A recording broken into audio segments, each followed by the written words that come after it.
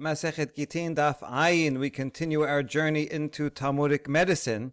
We got into this because the Mishnah talked about someone with temporary insanity, Misha Hazo Kurdiakos, and gave a remedy for that. So we're continuing with some more of these home remedies. But that's gonna finish today, and we will get back into the halachic discussion of the Mishnah. So lahazazita leteshabchite arzanaita v'niklinu amara hadata v'nafik mishcha minayhu v'neshof.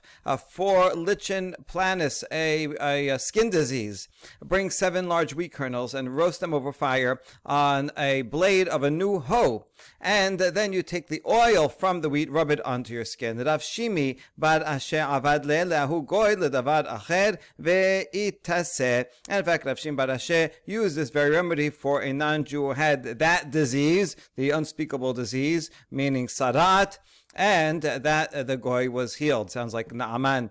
So this shows the power of the rabbis, that they know these remedies even better than their neighbors. Someone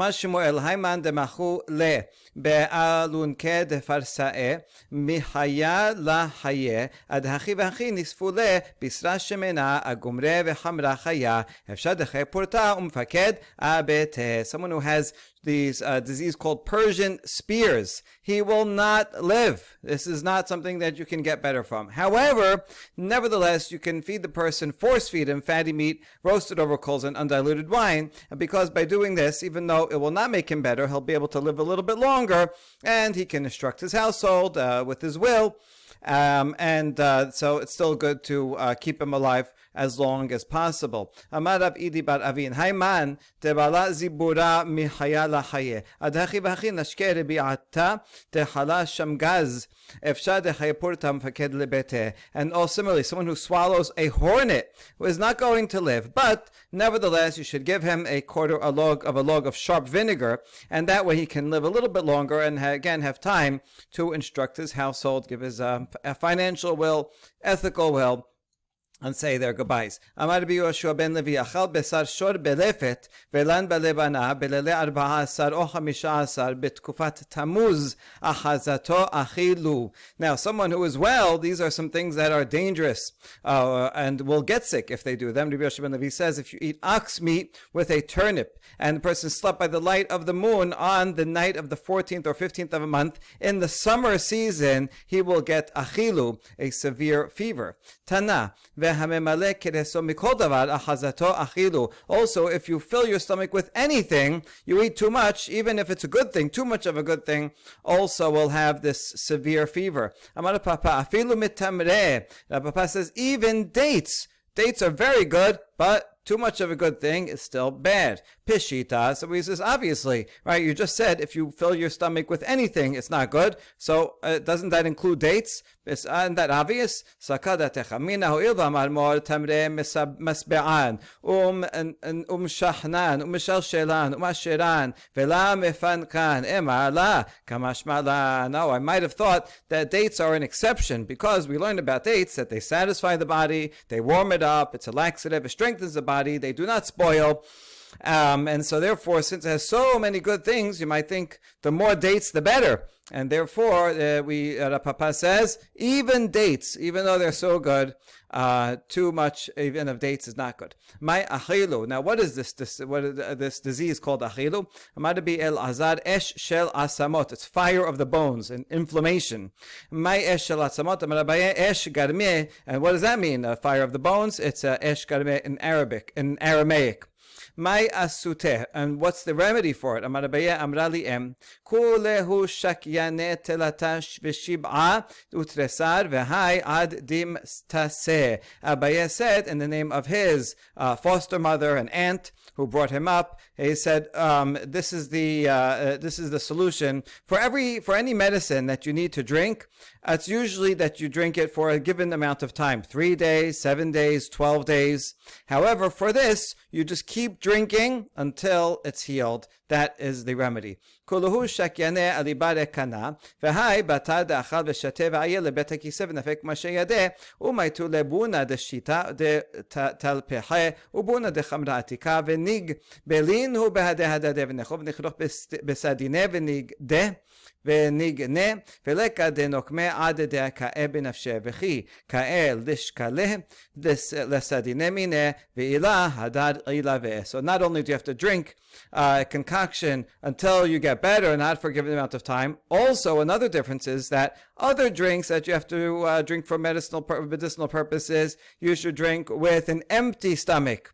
But for this achilu, you should drink it only after a person eats and drinks and goes to the bathroom and exits and washes his hands, and then they have to bring a fistful of shitita, a type of food made from lentils, and a fistful of aged wine, and mix them together, and then the person who is afflicted with achilu should eat the mixture, wrap himself with sheets, and sleep. And no one should awaken him until he awakens on his own. And when he does awaken, remove the sheets from himself right away. Because if you don't do that, then the illness will return to him. It kind of goes from him and goes into the sheets. And that is the solution for that fever of the bones. אמר לאליהו לרבי נתן, אכול שליש ושתי שליש והנח שליש, הולך שתכעוס תעמוד על מילואך. Eliyahu Hanavi told Rabbi Natan the following medical advice. It's good to learn from Eliyahu Hanavi because he lived a very long time. In fact, he never died. So what's his secret to long life? Here it is. You should drink only a third, eat only a third full of your stomach, and drink only a third full of your stomach, and leave a third of your stomach empty, so that if you become angry, then you'll become full. Idea is like when someone gets angry, their stomach kind of contracts, and if you fill your stomach with food and drink, and then you get emotional, then that's gonna give a person disease. And so therefore, never stuff yourself too much. Taneh Rabbi Chaya, haroseh shelo yavo li decholi me'ayi meheragil betibul kais v'chodef seudatcha shehana'atcha mimena meshoch yadacha hemena ve'al tashe asmecha b'sha'a she'ata sarich linkabecha. If someone wants to avoid intestinal disease, he should become accustomed to dipping food in wine or vinegar, both in the summer and in the winter. Also, he should stop eating before from a meal that you enjoy, and even if you're enjoying it, don't overeat, right? Eat some, but then stop before you're full, and also do not delay going to the bathroom. If you need to go, when you gotta go, you gotta go. Amar mor ukva, hayman deshate til yachivara, achazato vitak. Mar Ukva said, if someone drinks inferior white wine, he'll get weakness. Mar Rav Chisda, shitin mine hamrahavu ba'alya dechuluhu sumakarech tana, giri ay dechuluhu tilya chivara. Rav Chisda says there are 60 types of wine. 60, you should know, means a large number. Babylonians counted in base 60. That's why we have 60 seconds and 60 minutes.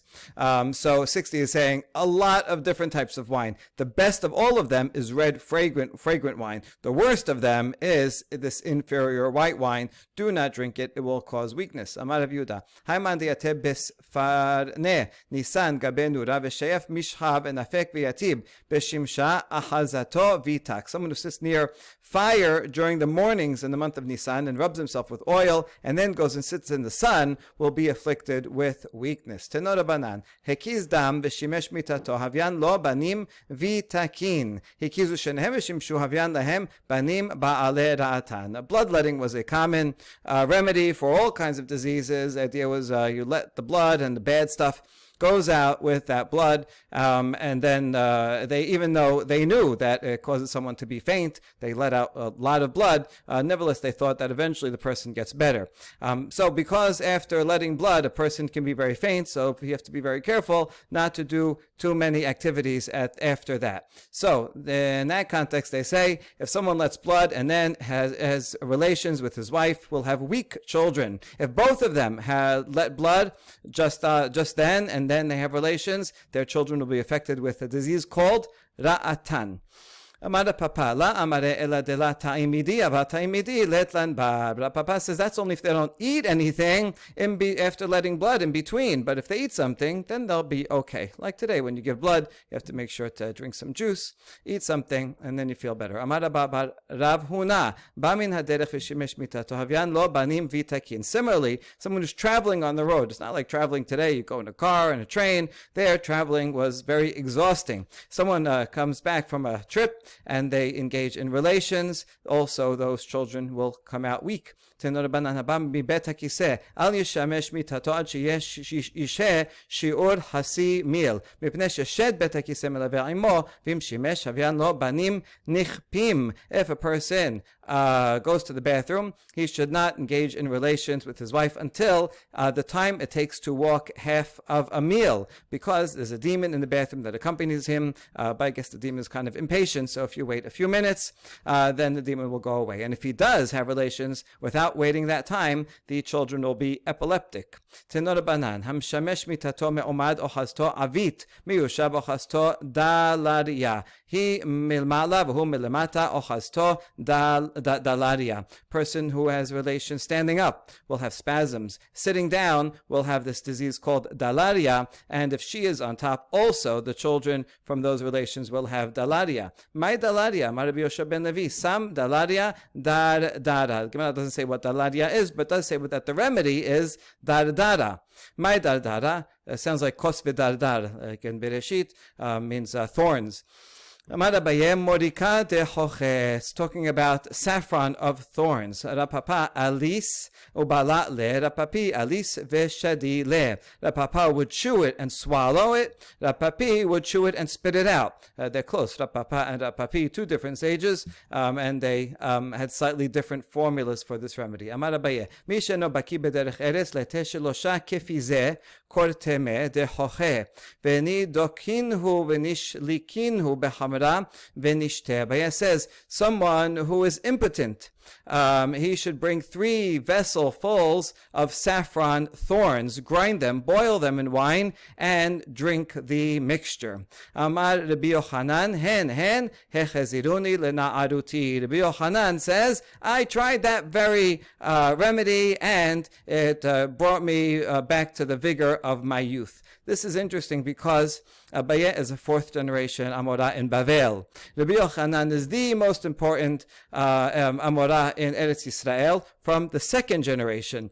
Rabbi Yochanan lived before Abaye. So how could Rabbi Yochanan say that, I used Abaye's formula and it made me better? There's a problem with the chronology here. I have a theory. It's only a theory. If you don't like it, you can forget it. But this maybe reflect a competition between the sages in Eretz Yisrael and the sages in Bavel. And so it's kind of a way of saying Rabbi Yochanan, the greatest of Eretz Yisrael, really almost everybody in the Talmud Yerushalmi and Eretz Yisrael are his students, and yet is talking about how he became impotent and how to get better from something that he learned from Bavel, right? So like it's putting the Babylonian sages higher up over the sages of Eretz Yisrael. Perhaps if it's if you don't take it literally, perhaps it's referring to something like that.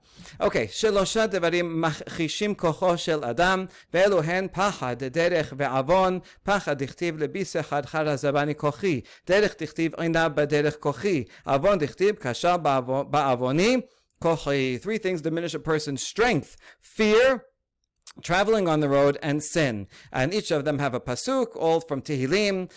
Fear, because it says, my heart flutters, my strength fails me, right? Because if a person's afraid. Traveling on the road, because it says, he has weakened my strength on the road. And sin, because it says, kashal ba'avoni kochi, my strength fails because of my sin. שלושה דברים מתיזין גופו של אדם ואלו הן אכל מעומד ושתה מעומד ושימש מיתתו מעומד. 3 things break a person's body, break his strength, and they are eating standing, drinking while standing, and having relations while standing. חמישה קרובים למיתה יותר מן החיים. There are 5 things that bring someone closer to death than they do to life. ואלו הן אכל ועמד, שתה ועמד, הקיז דם ועמד, ישן ועמד, שימש מיתתו ועמד. If one ate and stood up immediately, or drank and stood up immediately, or let blood and stood up right away, slept and stood up right away, or had relations and stood up right away. We feel this a lot. If you stand up right, if you're doing something that requires a lot of energy and you stand up right away, you can feel faint. You have to relax, take a breath until your heartbeat calms down, and then you stand up. So that sounds like good advice. Shisha ha'oseh otan miyad met. Ve'elohen, the previous one brings one closer to death. But if you do this, all these 6 things in a row, then that brings a person to definite death. Haba b'derech v'nityageh, hikizda v'nichnas lebet ha'melchas, v'shata v'nishtaker, v'yashan al gabei karka v'shimesh mitato. If someone came back from a long journey on the road, was exhausted, then he let blood, then he went to a bathhouse. Bathhouse was very hot, like a steam room, and you sweat a lot. And then he drinks wine and becomes drunk, sleeps on the ground, and has relations, that person will surely die. He's totally overexerting himself, is going to faint. Amar Rabbi Yochanan, Rabbi Yochanan says that's only if you do it in that order. If you switch the order around, you might be okay. Amar Abaye kisidran met, shelo kisidran halish. Abaye said, no, if you do it in that order, you'll die. If you do it out of order, it's still not good for you. You still become very weak. Ini veha me'oret abda leila abda. Telat minai umit. Now we have a challenge. This woman named Me'oret, she made her slave do only 3 of these actions, and she died. So you said only if you do all 6 you die, but she did 3 and died. No, that slave was already weak to begin with, and so therefore even just 3 of them killed off that slave. Shemona ruban kashe umiotan yafe ve'elohen derech eres osher umelacha yain v'shena chamin v'hakazat dam. There are 8 things that are not good for you in large amounts, but they are good for you in small amounts. And that is traveling on the road. It's good to travel a little, just not too much. Engaging in relations. Wealth, right? Having some wealth is good. Oh, too much is not good. Work, wine, sleep, hot water, and bloodletting. שמונה ממעטים את הזרע ואלוהן המלח והרעב והנתק בחייה ושינה על גבי קרקע וגוד גדניות וחשות שלא בזמנה והקזת דם מלמטה כפליים. 8 things reduce a man's semen, and that is salt, hunger, some skin disease called nectar, crying, sleeping on the ground, mililot plant, a dot or another plant eaten not when it's ripe, and bloodletting on the lower half of one's body, that causes twice as much harm as all the other items. And just like bloodletting on the lower half of a person's body is doubly bad, so bloodletting on the upper half of one's body is doubly good for a person. Amar Rav Papa, lemata min habesim, lemala min habesim, and the cutoff point is one's privates. Uchshut shelo bizmana, tana keshem shekasha shelo bizmana kach yafa bizmana. Daughter, if you eat it at the wrong time when it's not ripe, will cause a person's harm, decrease in zera, but at the right time, it's very good. אמר הפאפה, זמנה תמוז שלא בזמנה טבת, יומי ניסן ויומי תשרי, למעלו ולקשור. The Papa explains, the right time to eat it is in the summer, the wrong time is in the winter, in the middle, Nisan or Tishrei, spring and autumn, doesn't help, it doesn't harm, it's just neutral. All right, and that ends the medicine, and now we go back to the halachic discussion of the Mishnah.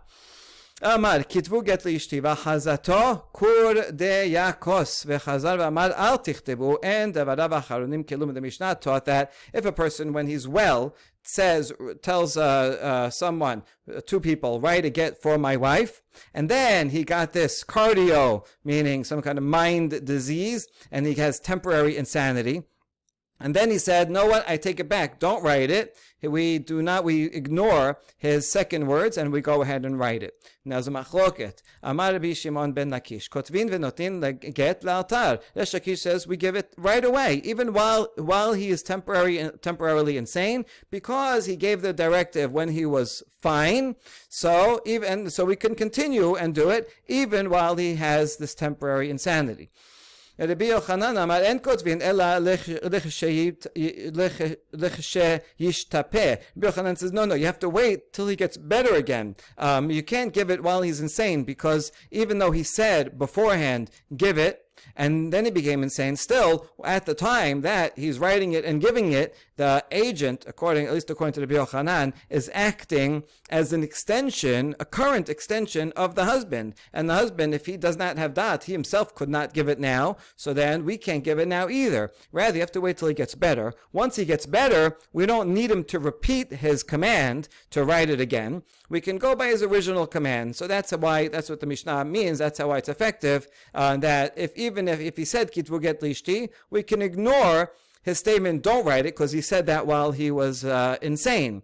And so when he gets better again, then we continue his directive from before. But he does have to be sane at the time that it's written and given, according to Rabbi Yochanan. My Tama de Resh Lakish, what is the reasoning of Resh Lakish that you can even give it while he's in temporary insanity? And bidvarav achorinim kelum. Resh Lakish says, I'm reading the Mishnah simply. It says you ignore his second words. If you ignore his second words, then give it right away. Rabbi Yochanan amar lach en bidvarav achorinim kelum delechi metzil la serich lemhi hadar im luchebe. Rabbi Yochanan explains, I can explain the Mishnah too. It means that we ignore his second words, such that when he gets better, he doesn't have to repeat it again, right? So that's what it means. We ignore his retraction. Therefore, when he gets better, he never retracted it, and therefore we can continue with his original directive. Once he gets better, we give it right away. Now, what's at the essence of their machloket? Resh Lakish medameh le yashen. Rabbi Yochanan medameh le shoteh. Resh Lakish says it's like someone sleeping. Someone sleeping, also, his mind is not all there, right? He's in some dreamland, and yet we could still give it to him. If someone, while he's awake, he says, write a get from my wife and give it to her, then he goes to sleep. So we can go ahead and write it and give it to her, even while he's asleep. Sleep is like a temporary state of not being sane, not being all there. And so this is the same. Since it's temporary insanity, you're right. A total shoteh cannot have a get given on his behalf. But since he's temporary, so it's same as sleeping, he will get better, so we can give it. Rabbi Yochanan says, no, this is like a shoteh. Even though it's temporary, it's not the same as sleeping. Sleeping is a different kind of thing altogether. You don't call a sleeping person a shoteh.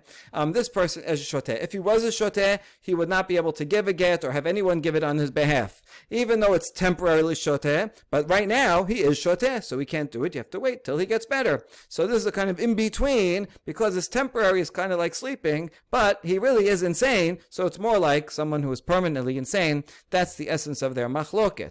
Rabbi Yochanan, now we ask Rabbi Yochanan, why don't you say that it's like someone sleeping? He'll say, Yashen la mechusar ma'aseh. Hi, mechusar ma'aseh. Someone sleeping, is not lacking in action, right? You just wait a little, he'll wake up by on his own, right? You don't need any intervention, right? So it's more than it's not temporary insanity, right? He's sleeping. He's going to wake up. He's fine.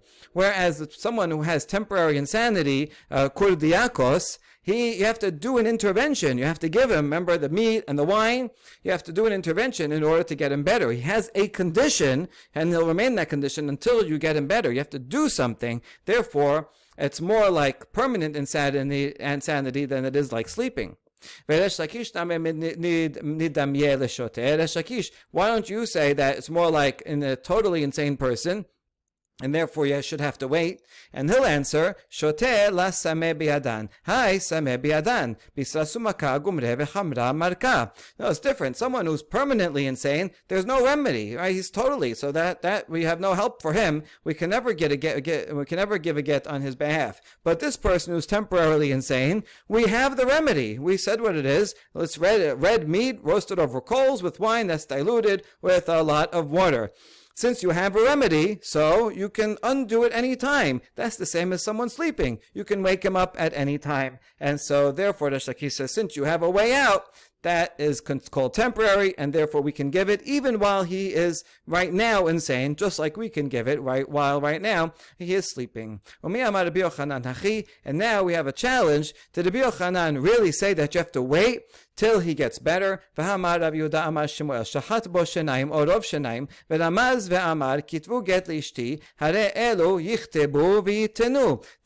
Yehuda say in the name of Shemuel, if someone goes and slits the throat of another person and he severed his two pipes, his trachea and his esophagus, or the majority of both of the pipes, and that person, it takes him a few minutes to die, and while he's dying, he signals. He can't really talk, his trachea is not there, but he's able to signal, write a get for my wife. Maybe they think he's asking for a check. No, he says, no, write a get for my wife, so they can go and write a get for his wife.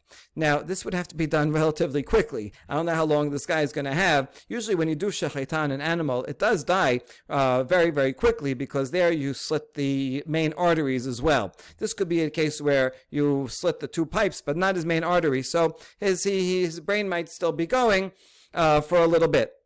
Okay, the point is, why does he want to give a get to his wife if he's about to die? Because he doesn't want his wife to fall to the yavam. Maybe he has a brother who's crazy or very young, and she's going to have to wait till he gets older. So he wants to save his wife from that torture, and therefore he says, write a get. Now the get has to be written and given while he's still alive. A get after death is no good. So we're assuming that they have everything set up. The scribe's right there. He can write it in a few minutes and give it to her while he's still on the floor, right, bleeding out. Okay, anyway, but that's the case. And so it says here, yes, you can, he can do that. And not only does Shemuel say that, also V'tanya, Ra'uhu meguyad o saluv al haseliba, V'ramaz v'amar kitvu get lishti, hare elu yichtibu v'tenu. This case actually is more realistic, unfortunately. If someone's limb has been severed, or is crucified on a cross, right, this is what the Roman type of capital punishment, only for severe, like really bad people, crucifixion, basically just putting nails into their hands and feet, and they die a very slow death. A person might not die for hours and hours. They die mostly from dehydration and blood loss. So that person, and they can talk.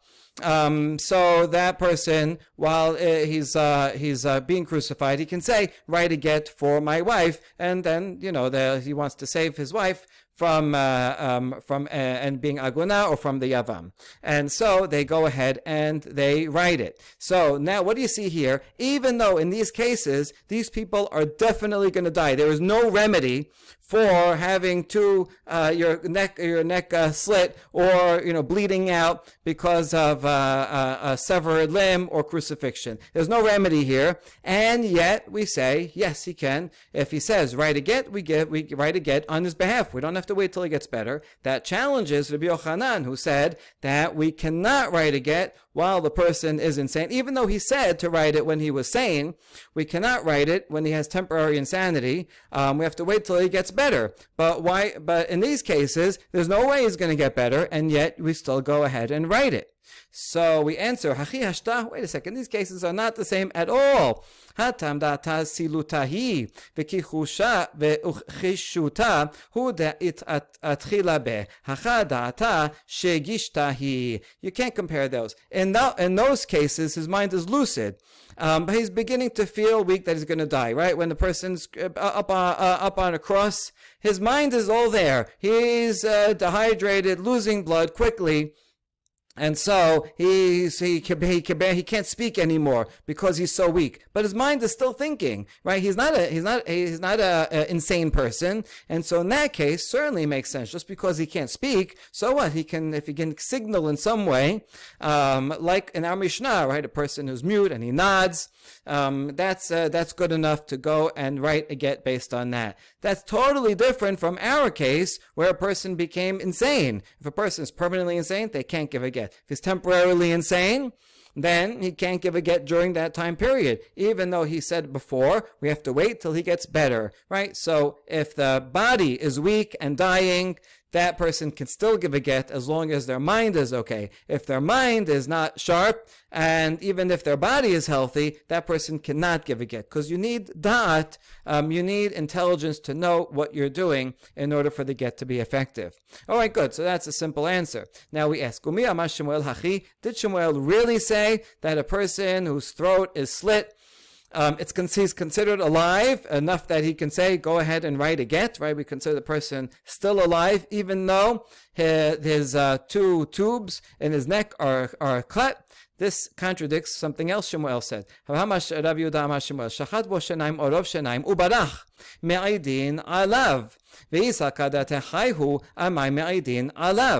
teaches that if someone, let's say by mistake, he's chopping down a tree, and by mistake the knife flies out of his hand, the axe flies out of his hand, and slits the throat of someone else, knocking out his two pipes, or most of his two pipes. And then that victim, he's still alive, and he runs away.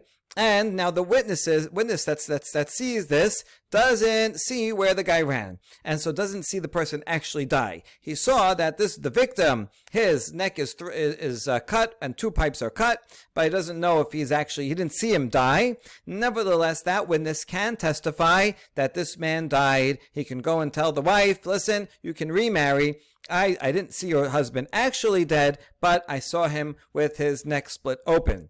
Okay, so that's what Shemuel said. Now, if you think that such a person is considered alive, because that's what he said before, a person with his neck slit open is considered alive to the extent that he can go like this, he can't talk, there's no air is going to get up to his mouth, but he can sign and say, make a gesture and tell someone to write a get. So he is alive, but dead person can't do that. So there, Shemuel said he is alive, and here, Shemuel said that we can testify that he died. So how come you can testify that he is dead if he is alive? Obvious answer. Now he's alive, but he is surely going to die soon. So right now, when he's alive, if he says, go write a get, and they quickly go and they write a get right before he dies, it's a good get. He's still alive, and his mind might even be working. But for sure he's going to die. There's no remedy for that. So as long as you wait, an hour or two, you can go and tell the wife, he died, you can remarry. Wait a second. According to this, the person who killed him, right, a person who was chopping down with the axe and it slipped out of his hands, he should go to Ir HaMiklat, right? Because he caused him to die. And for sure, he's going to die from that. It's a mortal wound. However, we have a braita that says if someone unintentionally slits the throat and the two pipes of someone, or most of the two pipes, they do not go into exile, because even though it's a mortal wound, they don't die right away, and therefore you say it's not my fault. So here we have a contradiction. How do you resolve the contradiction? We already resolved this. The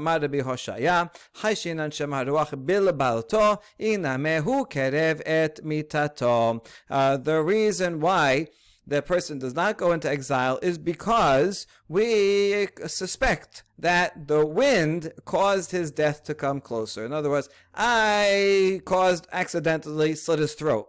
And yeah, for sure he would have died anyway, but a wind comes, let's say, and knocks him over or makes his wounds worse. And so since the wind made him die faster, so we say the wind actually did the final death blow, and not me, and therefore, even though accidentally I started his death, but I didn't finish it, and so therefore I don't have to go into exile. Or another answer, he caused his own death to come closer by convulsing. Out of pain, the guy's writhing on the floor, but by moving a lot, he caused himself to die faster. This is really blaming the victim, right? We should go and tell him, listen, try not to move, right? And you'll live 5 minutes longer if you don't move. Okay, but anyway, even though I don't think it's in his control, the point is that even though I caused something, I slit his throat, that stuff, he's definitely going to die. But nevertheless, he didn't directly die from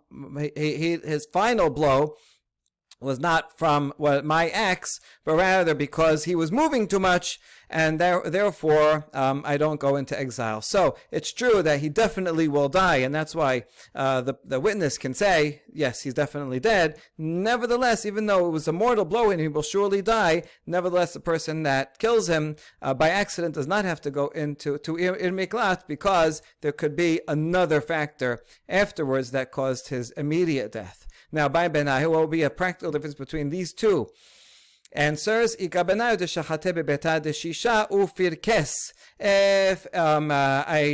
I slaughtered my friend accidentally with my axe in a house made out of marble such that there's no wind at all that could go in or out, and he convulsed. So if you say the problem is wind, here there is no wind, so then I would be liable and I would have to go to Ir Miklat. But if you say it's because of convulsing, he does convulse, and therefore I don't have to go to Ir Miklat. Or the other way around,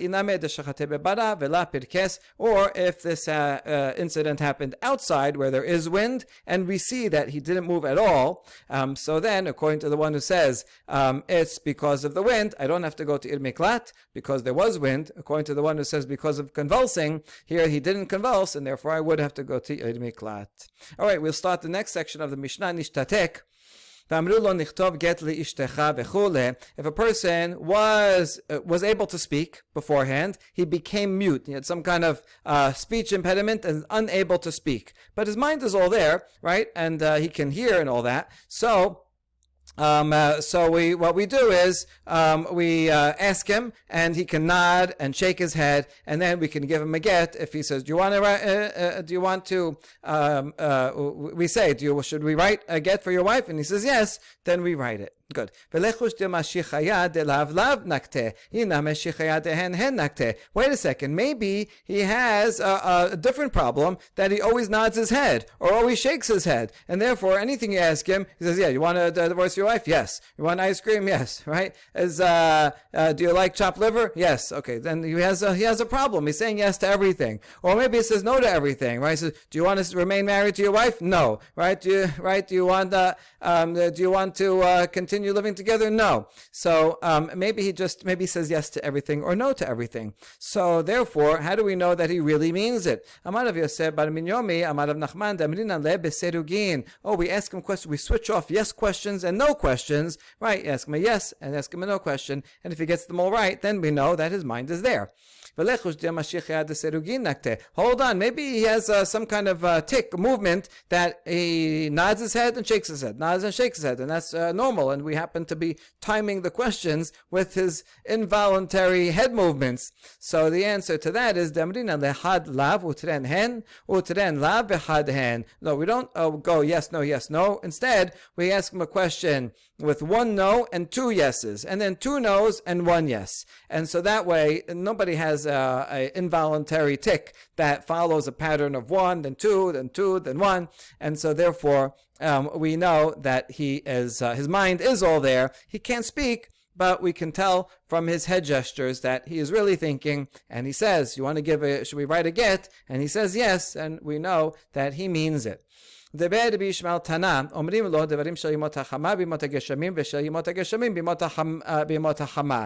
Rabbi Yishmael says, don't just say, yes or no questions, like say yes, say no, but rather ask him contextual questions that shows that he has to have awareness of his environment. So you should ask him about matters of the summer in the winter and about the winter in the summer to see if he really knows what's going on. So what would be an example? If it